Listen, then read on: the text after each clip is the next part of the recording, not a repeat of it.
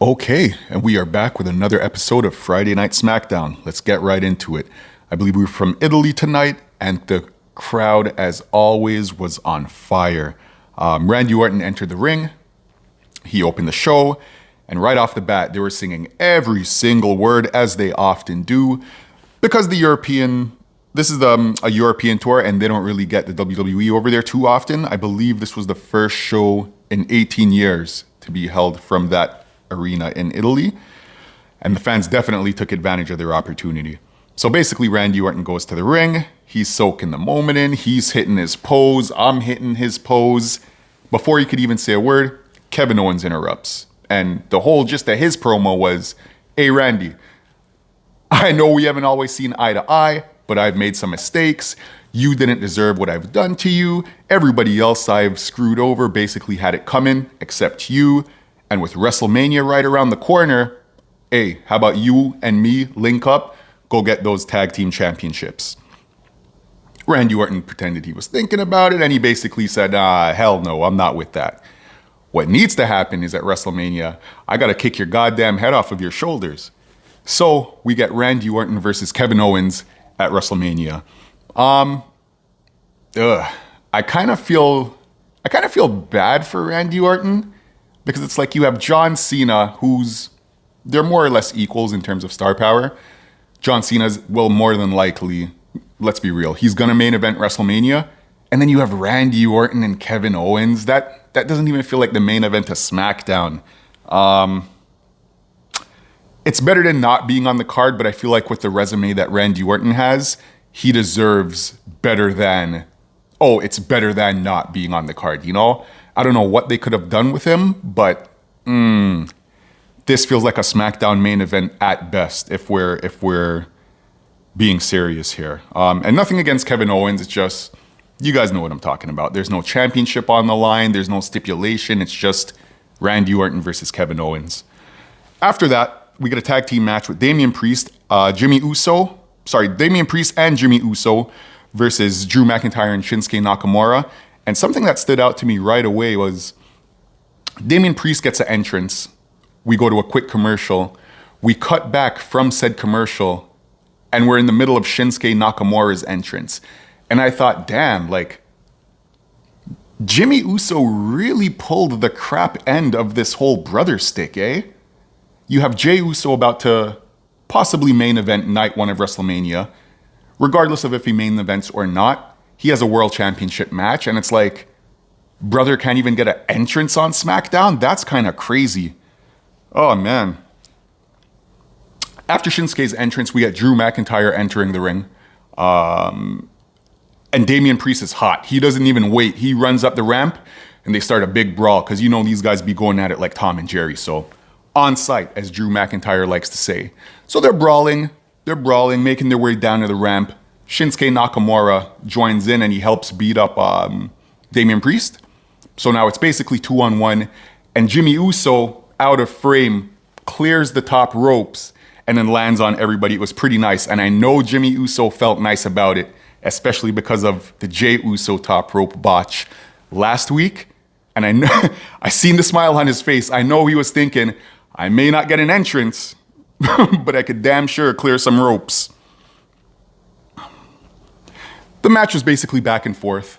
Shinsuke Nakamura hits a Kinshasa on Jimmy Uso. Jimmy Uso falls outside of the ring, and then Shinsuke Nakamura gets hit with the South of Heaven chokeslam from Damian Priest. 1, 2, 3, Shinsuke Nakamura gets pinned, because of course he does.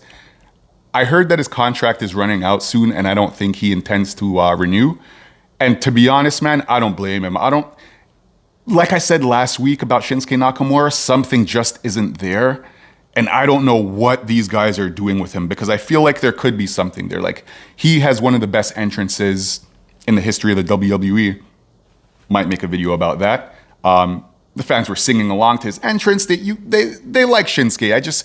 Something just isn't clicking with Shinsuke Nakamura. Moving forward. Next, we get a backstage segment with Braun Strowman and LA Knight. And initially, because of the camera angle, when they first showed Braun Strowman, good Lord, say that 5 times fast. When they first showed Braun Strowman, it looked like he was crying, because of the camera angle, but then they zoomed out and it turns out he was actually just getting a quick pump in with his resistance band. Anyway, that aside, LA Knight shows up behind him.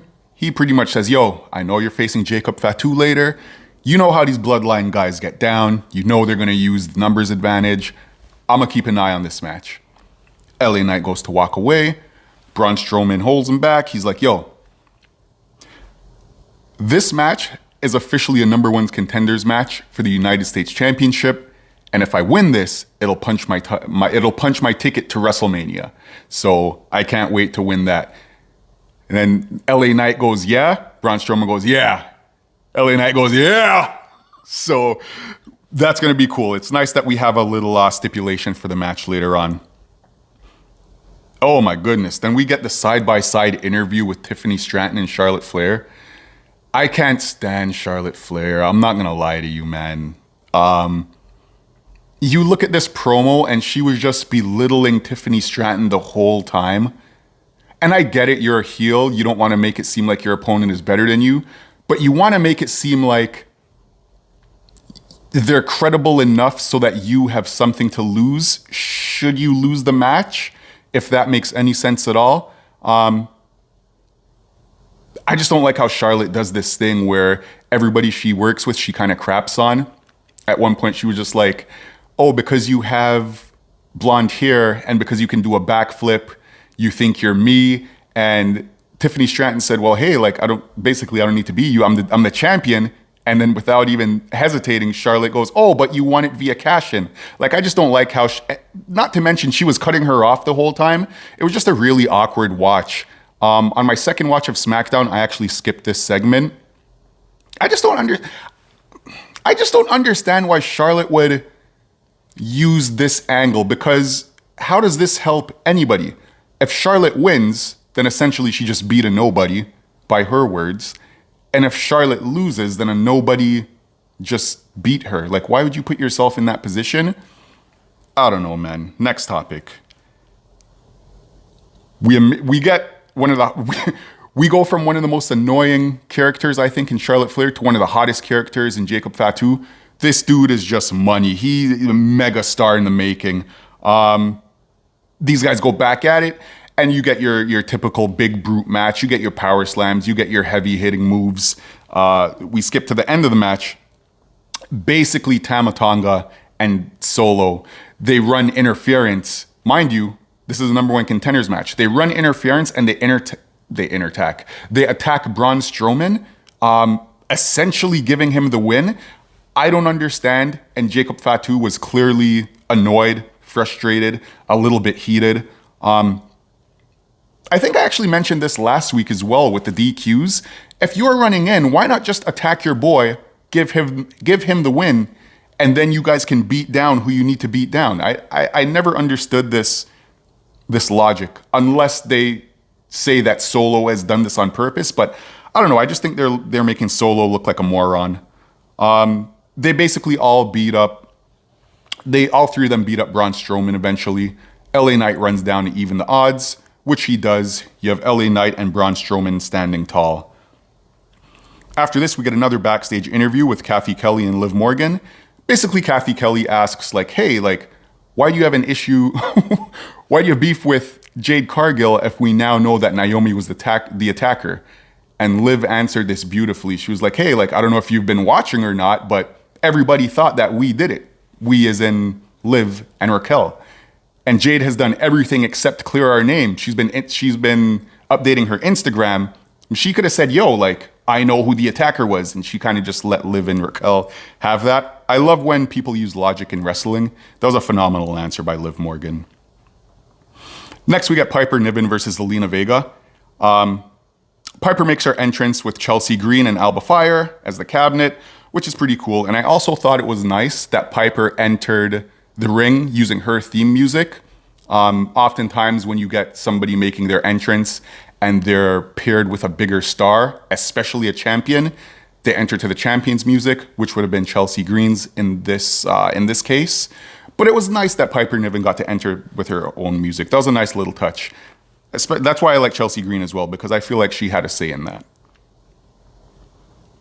Selena Vega's music hit, and I thought to myself, who the hell is this? I'm not sure when and why they changed her music, but it was kind of weird. I feel like with the WWE theme songs are so important, which I'll talk about later on because something happened that I really didn't like and I thought was super unfair. But yeah, just go back to the old theme music or just stick to something, man. Like your theme music is so important. Like that's literally your identity. When you hear the If You Smell, you know The Rock's coming. When you hear the glass shatter, you know Stone Cold. When you hear the gong, you know it's The Undertaker. So these things go hand in hand.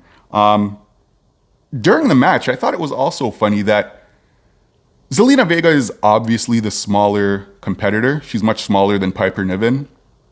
But the announcers were kind of building this like there was no chance in hell for Zelina Vega to win. Although, I don't know if to give them the benefit of the doubt, I want to say their mindset came from it being a 3-on-1 essentially. You had Zelina versus Piper, and in Piper's corner, you had Alba Fire and Chelsea Green. So maybe that's what they meant. And the reason I say that is because I don't know if they just forgot because they didn't mention it. But if you remember, Zelina Vega actually beat Piper Niven in the finals of the Queen of the Ring tournament. So she beat her to win the Queen of the Ring. I know her name wasn't Piper Niven at the time. It was Dewdrop. Thank God they changed that. But she did beat Piper Niven. Zelina Vega actually ended up losing that match. I say all of that to say this. The numbers game got heavily involved, but I feel like, well, I don't feel like, I know one-on-one Zelina Vega can beat Piper Niven because she has. It's just, tonight was not her night. After that, we got Liv versus Jade. The match was pretty cool. It was your powerhouse versus your scrappy underdog, kind of like what we just mentioned with Zelina Vega and Piper Niven. I noticed Liv went for Oblivion a couple of times, and she missed. So I guess this was just a match of, oh, when I hit my finish, it's going to be done, which is nice because we do see a lot of finish kickouts in wrestling nowadays. You'll see like them hit 2, 3, 4 finishers and the match not be over. I like when a finisher is hit and the match is done, hence finisher. So she goes for Oblivion a couple of times, doesn't connect. And then here's where I went, oh no, here we go. The announcers mentioned that Jade Cargill has not lost via pin or submission since she entered the WWE. And I was like, okay, I see where we're going now. So Jade's probably gonna lose. Lo and behold, Naomi comes out, runs distraction, and ends up hitting Jade Cargill with the title belt. Liv finally hits the Oblivion, and that's the match. Jade Cargill officially has her first loss via pin. She was finally pinned in the WWE. Next, we get the Street Profits. And here's what I was talking about earlier with Zelina Vega's music. This is supposed to be this big tag team championship celebration. It was the first time the Street Profits had won tag team gold in 4 years. Their entrance music hit, and for as loud as this Italian crowd has been all night, you could hear a rat piss on cotton. You could hear a needle drop. You could hear whatever you want to use to to show that it was quiet in the arena. Their music hit, and I was like, who the hell? Who are these? And for somebody celebrating their tag team championship win 4 years, 4 years due, I don't think this was good for them. They basically hit the ring, start celebrating with each other. They're like, yo, like, I appreciate you. Montez was talking to Dawkins at this point. He's like, hey, man, through thick and thin, you've been there for me. We got these tag team titles. Let's basically show up and show out. Then these guys get interrupted by Legado del Fantasma. And I probably messed that up, but what a name for a tag team. Holy smokes. They basically interrupt the Profits celebration. They're like, yo, like, okay, you won that. Essentially good for you. We're up next. We need the tag team championships. Pretty Deadly interrupts those guys. And they're like, yo, we're the we're not the Intercontinental Champion. They go, yo, we're next in line, so you guys better step aside. Essentially, this transitions into Legado del Fantasma versus the Street Profits. So their tag team match happens. It's pretty nice back and forth. Very high paced, as you would expect from these 4 competitors. There was one spot in the match that I thought was phenomenal. Basically, Phantasma, they were both standing on the apron and they had Montez Ford overhead, and he does this front flip off of the top rope and lands on his goddamn feet like a superhero. It was kind of nice. He just kind of stood there. Man, that was dope. Winners of the match, Street Profits. Montez Ford hits a frog splash, and that's the end of that match. Next, we get the Roman Reigns, Seth Rollins, and CM Punk promo, which was pretty dope. It was pretty dope. It was nice to see the fans behind Roman Reigns. He entered first. I was like, yo, me and Seth been trying to kill each other. I'm here now. If anybody has any issues, let's squabble up. Like what it is, what we doing right now. Seth Rollins interrupts, and the fans were singing his tune the whole time. I love Seth Rollins' entrance, especially when people sing along. It's a super dope experience to see. Seth Rollins gets in Roman Reigns' face. He's like, bro, there's no Seth Rollins without Roman Reigns. There's no Roman Reigns without Seth Rollins. We've been doing this forever, and I think now it's time to end this chapter. Seth Rollins starts taking off his blue shirt, looking like a blue Power Ranger. Goes to take it off. CM Punk's music hits. Fans, again, singing every word of Cult of Personality. And I love stuff like this, man. I love unison. I love when people sing together. It's amazing. I love the look on the wrestler's face when they soak it in. Beautiful moment. Punk walks down to the ring. He gets on the top rope and basically goes, hey, neither of you, referring to Seth Rollins and Roman Reigns, have beat me without the help of each other because you can't do it.